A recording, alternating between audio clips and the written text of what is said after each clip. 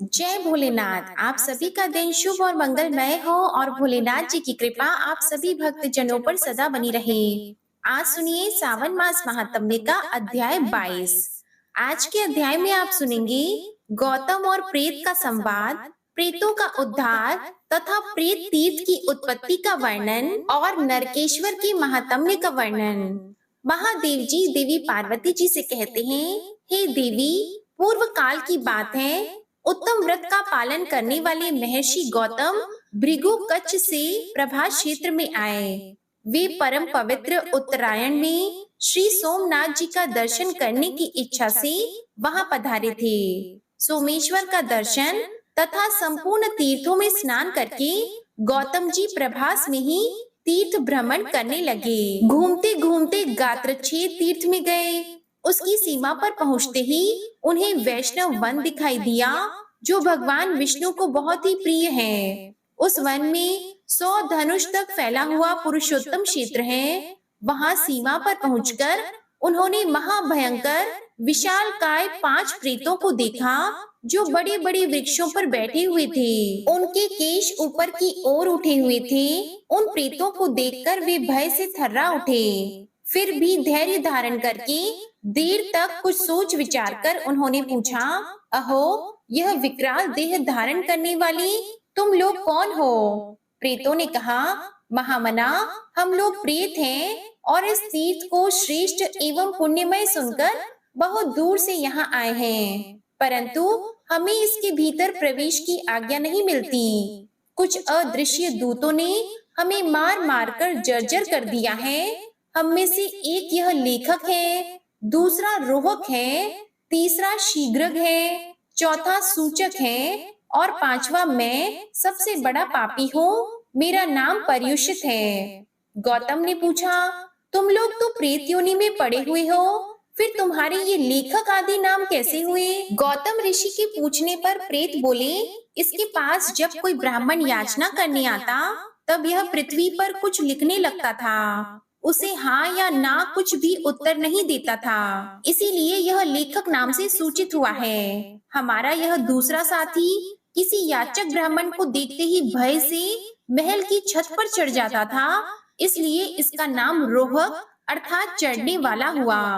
इस तीसरे पापी ने राजा से बहुत से ब्राह्मणों के विषय में यह सूचना दी अर्थात चुगली की कि ये तो बड़ा धनाढ्य है, अतः इसकी सूचक नाम से ही प्रसिद्धि हुई। ये चौथे महाशय ब्राह्मणों द्वारा याचना करने पर प्रतिदिन भागकर शीघ्रता पूर्वक आगे बढ़ जाते थे, किसी को कुछ भी नहीं देते थे, अतः इन्हें शीघ्र कहा गया है। मैं ब्राह्मणों को सदा पर्युषित अर्थात बासी कदन्न देता था और स्वयं मिष्ठानों से ही पेट भरता था, इसलिए मैं पर्युषित नाम से धरती पर प्रसिद्ध हुआ।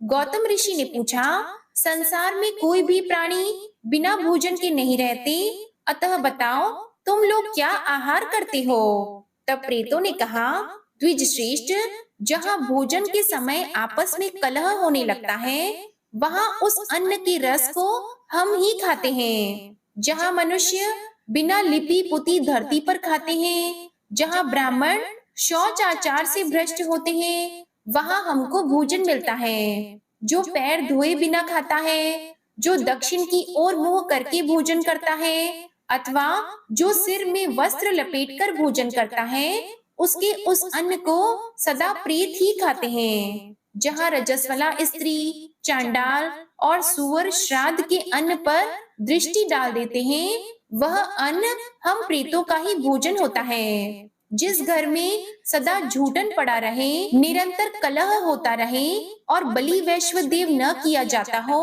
वहाँ हम प्रेत लोग भोजन करते हैं। ब्राह्मण ने पूछा, कैसे घरों में तुम्हारा प्रवेश नहीं होता? यह बात मुझे सत्य सत्य बताओ। तब प्रेत बोले, ब्राह्मण, जिस घर में बलि वैश्वदेव होने से धुएं की बत्ती उठती दिखाई देती है, उसमें हमारा प्रवेश नहीं होता। जिस घर में सवेरे चौका लग जाता है तथा वेद मंत्रों की ध्वनि होती रहती है, वहाँ की किसी वस्तु पर हमारा अधिकार नहीं होता। गौतम ऋषि ने पूछा, किस कर्म के परिणाम से मनुष्य प्रीत भाव को प्राप्त होता है? तब प्रेत बोले, जो धरोहर हड़प लेते हैं, झूठे मुंह यात्रा करते हैं तथा गौओं और ब्राह्मणों की हत्या करने वाले हैं, वे प्रेत योनि को प्राप्त होते हैं। जो दूसरों की चुगली खाने में लगे रहते हैं, झूठी गवाही देते और न्याय के पक्ष में नहीं रहते, वे मरने पर प्रेत होते हैं। जो सूर्य की ओर मुंह करके थूक, खंखार और मल मूत्र त्याग करते हैं, वे प्रेत शरीर प्राप्त करके दीर्घ काल तक उसी में स्थित रहते हैं। गौओं, ब्राह्मणों तथा रोगियों को जब कुछ दिया जाता हो, उस समय जो न देने की सलाह देते हैं, वे भी प्रेत ही होते हैं। यदि शूद्र का अन्न पेट में रहते हुए ब्राह्मण की मृत्यु हो जाए, तो वह अत्यंत भयंकर प्रेत होता है। हे विप्रवर, जो अमावस्या तिथि में मदोन्मत्त होकर हल में 3 बैलों को जोतता है, वह मनुष्य प्रेत होता है। जो विश्वासघाती, ब्रह्म हत्यारा, स्त्री वध करने वाला, गोघाती, गुरुघाती और पितृ हत्या करने वाला है, वह मनुष्य भी प्रेत होता है। मरने पर जिसके लिए 16 एकोदिष्ट नहीं किए गए हैं, उसको भी प्रेत योनि की प्राप्ति होती है। गौतम ऋषि ने पूछा, किस कर्म के परिणाम से मनुष्य प्रेत योनि में नहीं पड़ता, वह सब मुझसे कहो। तब प्रेतों ने कहा, जो तीर्थ यात्रा में तत्पर, देव पूजा परायण तथा सदा ब्राह्मण भक्त रहता है, वह प्रेत नहीं होता। जो प्रतिदिन शास्त्र सुनता, नित्य पंडितों की सेवा करता और वृद्ध पुरुषों से अपना संदेह पूछता है, वह प्रेत नहीं होता। जो पवित्र गया तीर्थ में जाकर श्राद्ध करता है, उसके वंश में कोई प्रेत नहीं होता। इसीलिए हम बड़ी दूर से यहाँ शीघ्रता पूर्वक आए हैं, परंतु इस पुण्य क्षेत्र में प्रवेश नहीं कर पाते। इस प्रेत शरीर से हमारा मन खिन्न हो गया है, अतः महाभाग, आप ही प्रयत्न पूर्वक हम लोगों के आश्रय होइए। गौतम ऋषि ने पूछा, तुम्हारा उद्धार किस प्रकार होगा?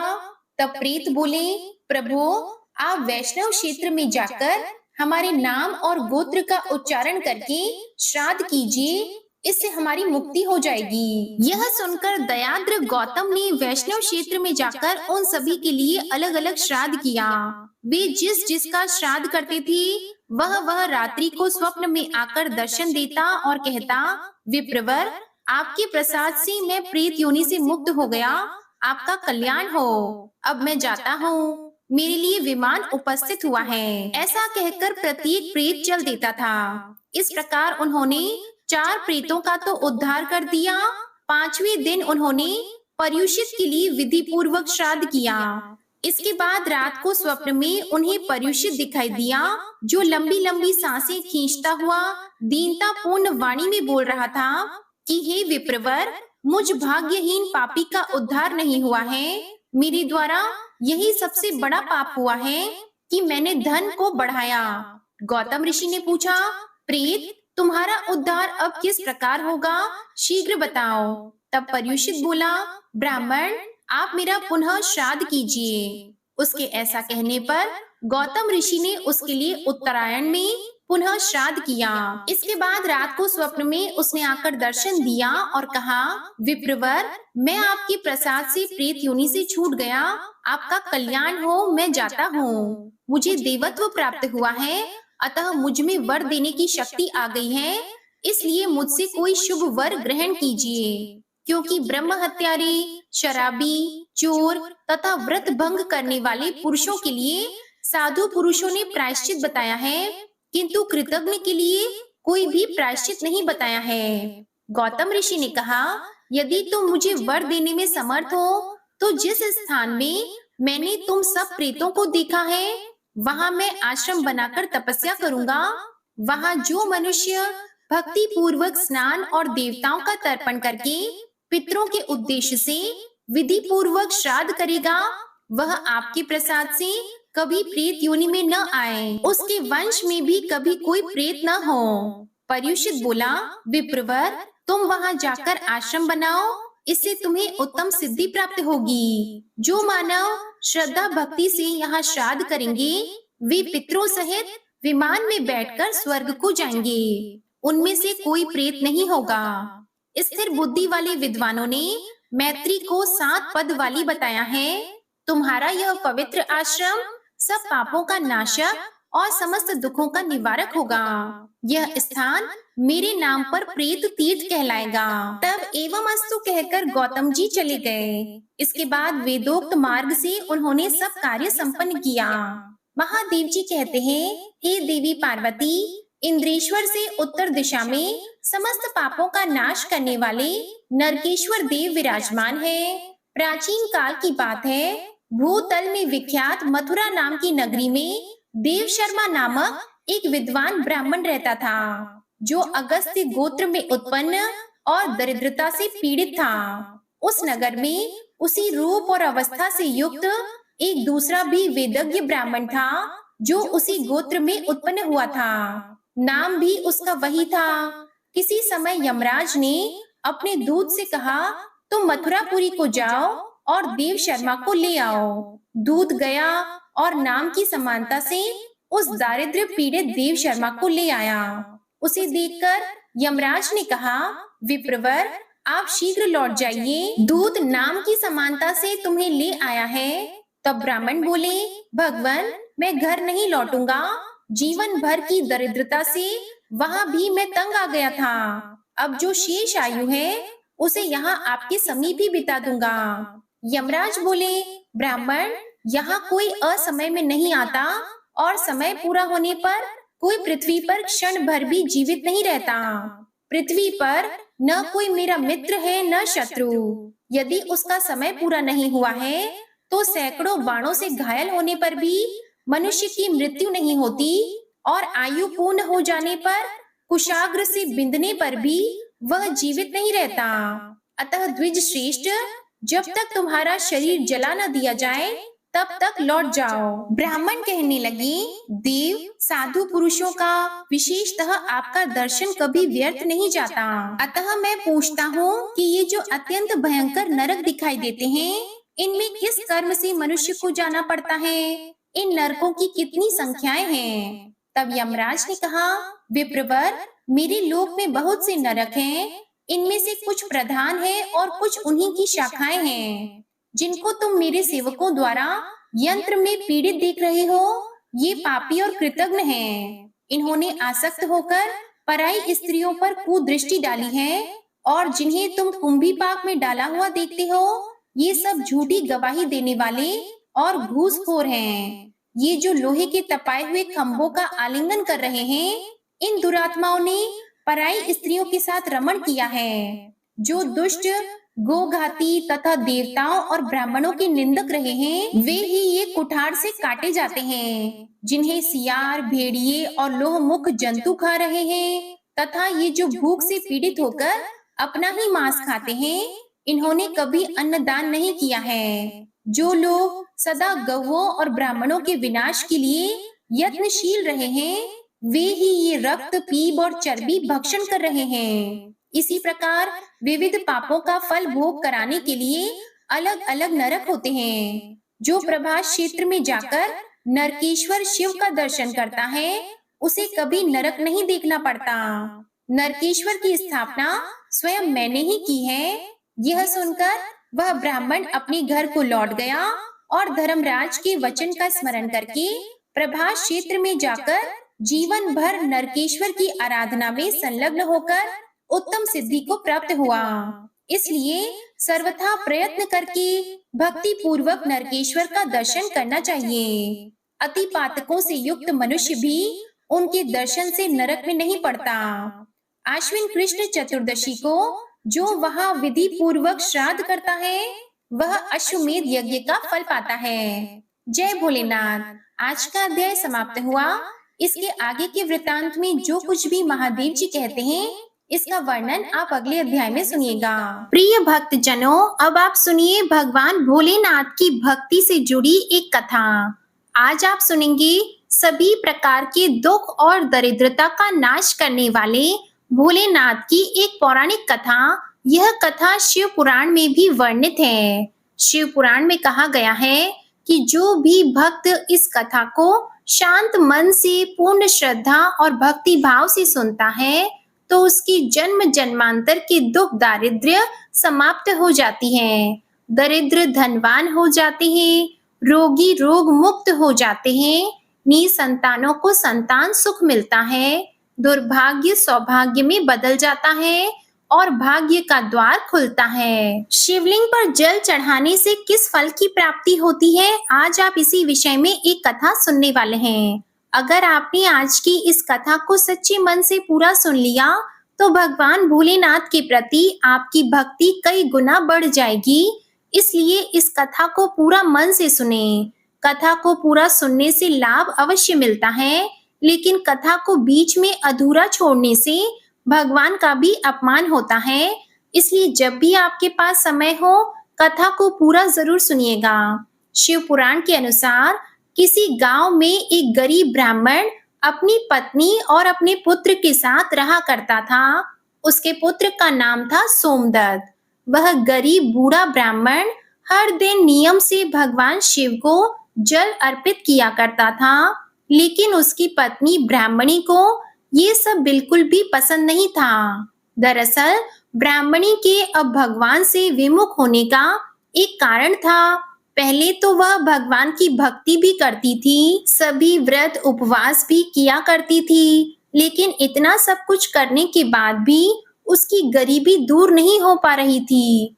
जब ब्राह्मण जवान था, तो कहीं से कथा सुनाकर पूजा पाठ करके कुछ दक्षिणा लाता, उसी से उसका गुजारा हुआ करता था। इतना सब होने के बाद भी ब्राह्मणी इस आस में पूजा पाठ करती कि कभी ना कभी तो उसकी गरीबी दूर होगी, किंतु समय बीतने के बाद भी उसकी पूजा का, उसके किए गए उपवास का कोई फल नहीं मिला, तो वह निराश हो गई। अब उसने भक्ति करनी छोड़ दी थी। अब तो वह ब्राह्मण भी बूढ़ा हो गया था। उसमें इतने सामर्थ्य नहीं बची थी कि वह गांव-गांव में घूमकर कथा कराए। अब वह बीमार भी रहने लगा। घर में इकलौता वही कमाने वाला था।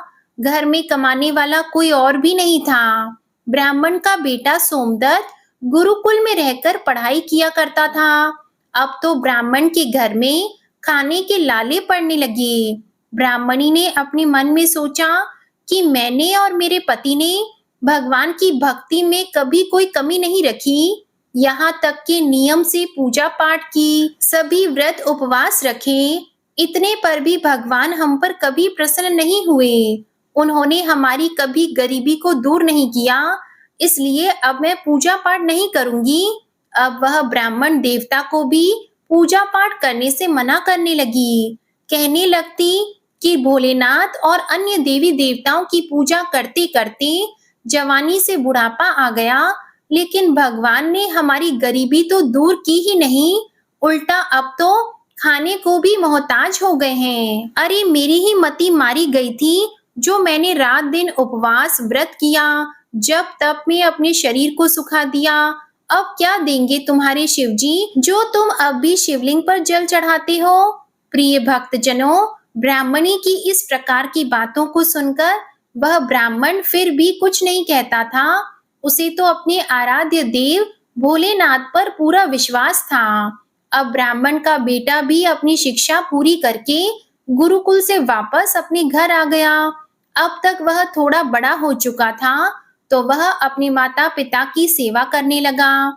एक दिन की बात है, शिव मंदिर में बैठकर सोमदत्त अपने पिता के साथ पूजा पाठ कर रहा था। वहीं पर वह शिव भक्तों को कथा सुनाने लगा। सोमदत्त कहने लगा कि जो भी भक्त भगवान शिव की कथा को सुनते हैं, उनके मन में जो भी कामना रहती है, भोलेनाथ उनकी वह कामना अवश्य पूरी करते हैं। सोमदत्त की यह बातें मंदिर में पूजा करने आए उसी राज्य के एक राजा ने सुन ली। उसे सोमदत्त की यह बात बहुत ही अच्छी लगी और उसने सोमदत्त को अपने यहाँ राजकुमारी को कथा सुनाने के लिए नौकरी पर रख लिया। अब तो सोमदत्त हर दिन राजकुमारी को कथा सुनाने जाया करता था। वहां से दक्षिणा में जो भी मिलता, उससे ही वह अपने परिवार का पालन पोषण करने लगा। अब धीरे धीरे उनके घर में धन आने लगा, लेकिन अब भी ब्राह्मणी खुश नहीं थी। ब्राह्मणी ने कहा कि मुझे अपने बालक के भविष्य की चिंता है। हमारा तो जीवन जैसे तैसे कट गया, लेकिन मेरे बेटे का जीवन अभी बाकी है। हमारे पास इतना धन नहीं कि उसके काम आ सके, और हमारे मरने के बाद उसका क्या होगा? हमारी भक्ति, पूजा, पाठ का फल लगता है अब तो कभी नहीं मिलने वाला। क्या भोलेनाथ को मेरा दुख दिखाई नहीं देता? मेरा पुत्र राजा के घर से जो कुछ भी लेकर आता है, माना कि उससे हमारे पूरे परिवार का गुजर बसर हो जाता है, किसी तरह पेट भर जाता है, किंतु और भी तो आवश्यकताएं हैं, वो भला कैसे पूरी होंगी? भगवान ने क्या अपनी आंखें हमारी तरफ से बंद कर रखी हैं?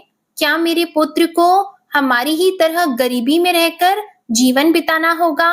ब्राह्मण और ब्राह्मणी की यह करुण पुकार जब कैलाश पर्वत पर विराजमान माता पार्वती ने सुनी, तो उन्होंने भोलेनाथ से कहा, हे देवों के देव महादेव, आप तो अंतर्यामी हैं, आप इन दोनों की परीक्षा क्यों ले रहे हैं? प्रभु, यह ब्राह्मण तो आपका परम भक्त है, अब उसके दुखों का नाश कीजिए प्रभु, नहीं तो ये ब्राह्मण कहीं आपकी पूजा करना बंद ना कर दे, और कहीं उसके मन में आपके प्रति विश्वास ही समाप्त ना हो जाए, तब तो फिर कोई भी आपकी पूजा नहीं किया करेगा।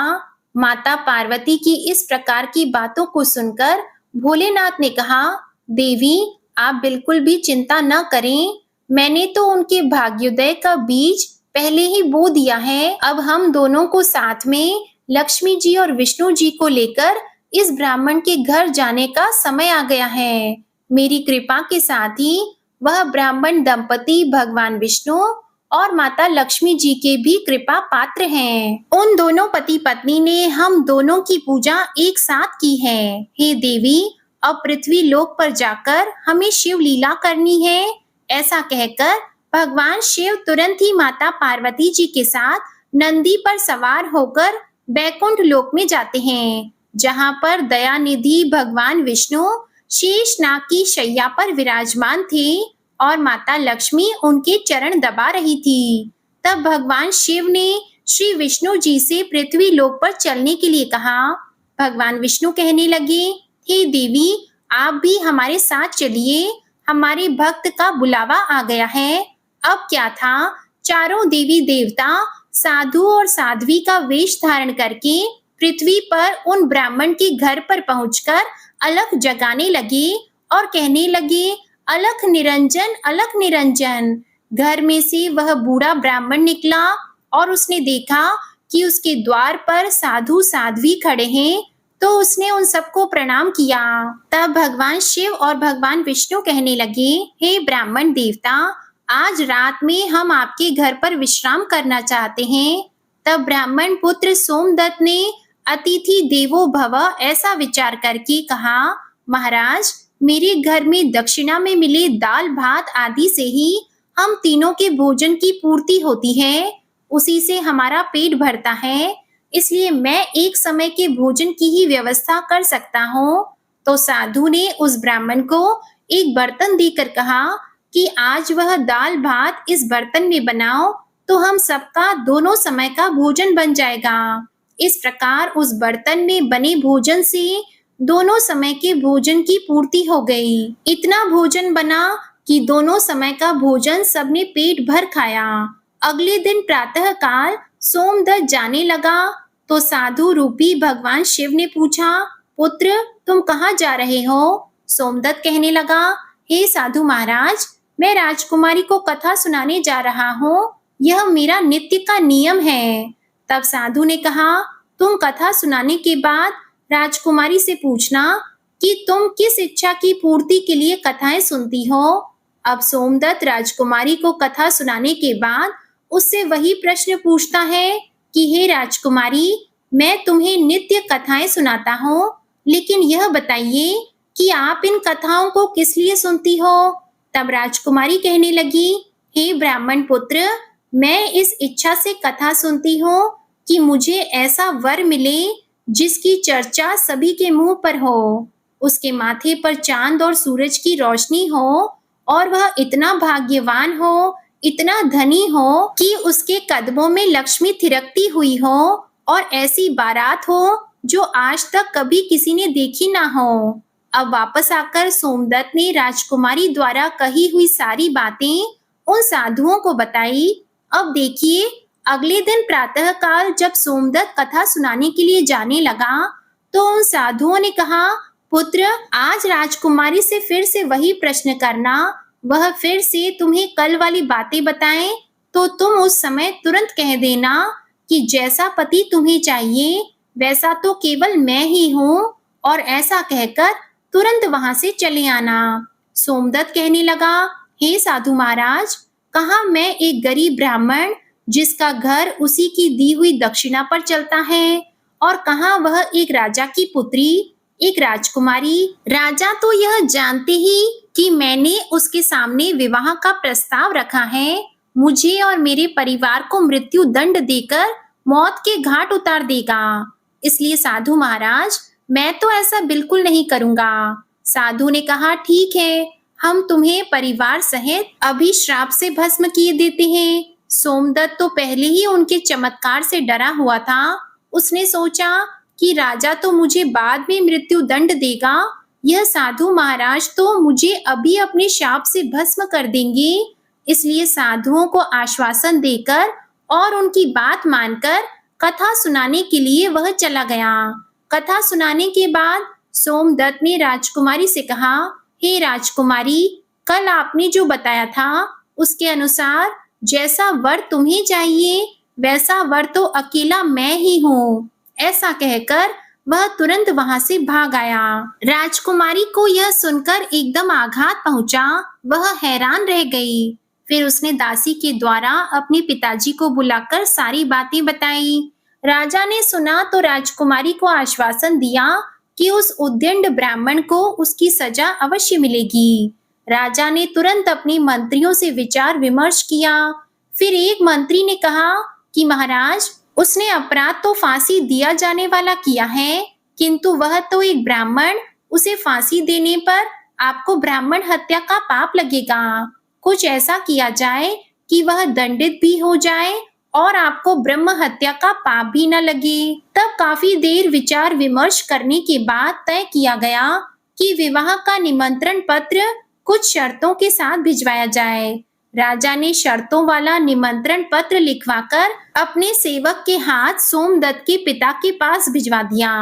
उधर सोमदत्त ने घर पहुंचकर साधुओं को बताया कि हे साधु महाराज, जब मैंने आपकी बताई हुई बातें राजकुमारी से कही, तब तो वह सुनते ही क्रोधित हो गई।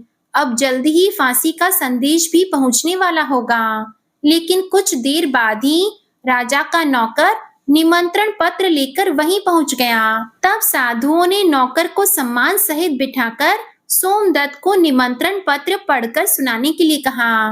पत्र में इस प्रकार लिखा था कि हे ब्राह्मण पुत्र, हमें तुम्हारे विवाह का प्रस्ताव मंजूर है, किंतु कुछ हमारी भी शर्तें हैं। हमारे द्वारा सभी शर्तें पूरी करने पर हम अपनी कन्या का विवाह तुम्हारे साथ कर देंगे, और अगर तुमने शर्तें पूरी ना की तो तुम्हें परिवार सहित फांसी की सजा दी जाएगी। शर्त इस प्रकार है, पहली शर्त के अनुसार बारातियों के ठहरने वाले सभी बाराती घर और बनाए गए सभी तंबू बारातियों से भरे होने चाहिए, कोई भी तंबू खाली नहीं रहना चाहिए। दूसरी शर्त, बारातियों के आतिथ्य सत्कार में बनाई गई सभी खाद्य सामग्री, सभी प्रकार के पकवान उपयोग में आ जाने चाहिए, कुछ भी बचना नहीं चाहिए।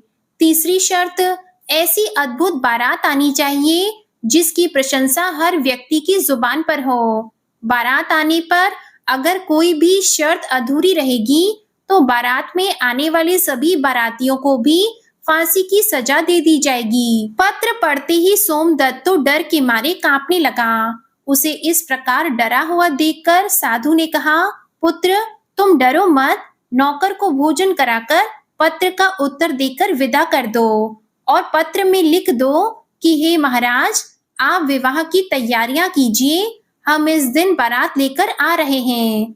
नौकर को भोजन में दाल भात परोसा गया। नौकर की थाली में चमत्कार से 36 प्रकार का भोजन बन गया। विदाई में साधुओं ने, जो कि साधु के वेश में स्वयं भोलेनाथ और श्री हरि विष्णु थे, उस नौकर को मुट्ठी भर धूनी की राख पत्र देकर विदा कर दिया। बाहर आकर नौकर ने मुट्ठी खोलकर देखा तो वह हैरान रह गया कि वह तो राख नहीं बल्कि हीरे मोती हैं। वह बहुत खुश हुआ। उसने जाकर राजा को वह पत्र दे दिया। राजा ने पत्र पढ़ा जिसमें उसकी सारी शर्तें स्वीकार की गई थी। अब तो राजा हैरान रह गया। सोचने लगा कि वह गरीब ब्राह्मण किसके विश्वास पर ऐसा कर रहा है। क्या कोई दुश्मन राजा उसका साथ दे रहा है? क्योंकि वह तो बहुत गरीब है। हमारी इस तरह की शर्तें तो वह कभी भी पूरी कर ही नहीं सकता। यही सोचकर राजा ने शहर के सारे बारात घर सजवा दिए और बहुत सारे तंबू लगवा दिए। राजा को विश्वास था कि अधिक आदमी न आने के कारण वह शर्त हार जाएगा। उधर सोमदत्त अपनी बारात में चलने के लिए जिसे भी कहता वही उसे यह कहकर मना कर देता कि नहीं, तुम्हारा तो अंत समय नजदीक आ गया है और हम बारात में तुम्हारे साथ मरने के लिए भला क्यों जाएं? ऐसी बात सुनकर वह बहुत परेशान हो गया। विवाह वाले दिन सोमदत्त को परेशान देखकर साधुओं ने कहा, पुत्र, आज तुम्हारा विवाह है और तुम परेशान लग रहे हो। तैयार होकर चलो हमारे साथ। तुम किसी भी बात की चिंता मत करो, हम तुम्हारे साथ हैं। सोमदत्त ने अब तो भाग्य में जो लिख दिया गया है वो होकर ही रहेगा, ऐसा सोचकर वह तैयार हुआ और साधुओं के साथ चल पड़ा। इधर भगवान शिव ने भी इस बारात में चलने के लिए सभी देवताओं को मनुष्य रूप में आमंत्रित कर लिया, जिसके कारण सभी बारात घर और लगाए गए तंबू देखते ही देखते खचाखच भर गए। इसके बाद भी कुछ बाराती बिना तंबू के रह गए। अब राजा के पास सूचना भिजवाई गई कि बारातियों के ठहरने का और प्रबंध कराया जाए। राजा ने सुना तो सुनकर हैरान रह गया। अब उसने सोचा कि कहां से इतने बाराती आ गए हैं, चलकर देखना चाहिए कि वास्तव में है क्या बात। फिर क्या था, राजा तुरंत वहां पहुंचा। राजा को आया देखकर भगवान शिव ने शुक्र और शनि जी को बच्चे के रूप में बनाकर भूख के कारण रुला दिया। राजा ने दो छोटे बालकों को रोते हुए देखा तो पूछा कि यह बालक क्यों रो रहे हैं। साधु बने शिवजी ने कहा कि महाराज, इन्हें बहुत जोर से भूख लग रही है। अब राजा ने उन बच्चों को भोजन कराने के लिए भेज दिया। कुछ समय बाद राजा के कर्मचारी ने आकर बताया कि महाराज, वे दोनों बालक तो सारा का सारा भोजन खा गए और फिर भी भूख भूख से चिल्ला रहे हैं और रो रहे हैं। यह बात सुनते ही राजा तो बड़ा परेशान हुआ। अब उसने अपना घमंड त्याग कर उन साधुओं के सामने नतमस्तक होकर कहा, हे साधु महाराज, अब तो मेरी लाज आपके हाथ में है। साधुओं ने कहा, महाराज कोई बात नहीं, सब कुछ ठीक हो जाएगा। तुम घर जाकर बारात की अगवानी की तैयारी करो। तुम बारात के स्वागत की तैयारी धूमधाम से करो। राजा ने शहर को बहुत ही सुंदर तरीके से सजवाया। जगह जगह झालरों से पूरा शहर एक दुल्हन की तरह जगमग करने लगा। सोमदत्त भी विवाह की पोशाक में एक राजकुमार की तरह बहुत सुंदर दिखाई दे रहा था। शाम के समय उसे एक सुंदर दिव्य रथ में बिठाया गया। रथ के आगे नगाड़े और ढोल वाले झूम रहे थे, नाच रहे थे। दूल्हे के मस्तक पर चेहरे को चांद और सूरज से सजाया गया था। बाराती हाथों में मुद्राएं लेकर एक दूसरे पर निछावर करके इधर उधर उड़ा रहे थे। बारात के इस अद्भुत दृश्य को देखकर सभी लोग आपस में कहने लगे, इस ब्राह्मण के भाग्य को देखो। इसके मस्तक के चेहरे में चांद सूरज और फिर चारों तरफ से इस प्रकार धन लक्ष्मी को उड़ा रहा है, मानो किसी बड़े राजा की बारात निकल रही हो। ऐसी बारात तो हमने अपने जीवन में कभी नहीं देखी और ना ही कभी आगे देखने की उम्मीद है। यह तो भाग्य का बड़ा धनी है।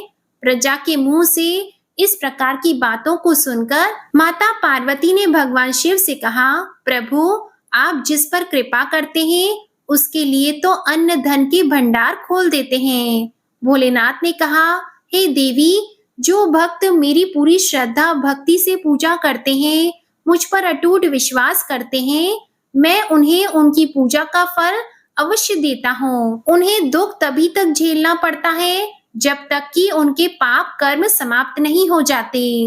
पुण्य कर्म जैसे ही उदय होते हैं, उनके भाग्य के द्वार खुल जाते हैं और जो भक्त भगवान की इन कथाओं को सुनता है, उन्हें भी राजकुमारी की तरह फल मिलता है। राजकुमारी ने प्रतिदिन भगवान की कथाएं सुनी। उसके मन में जो भी कामना थी, उसे वह कामना पूर्ण रूप से मिल गई।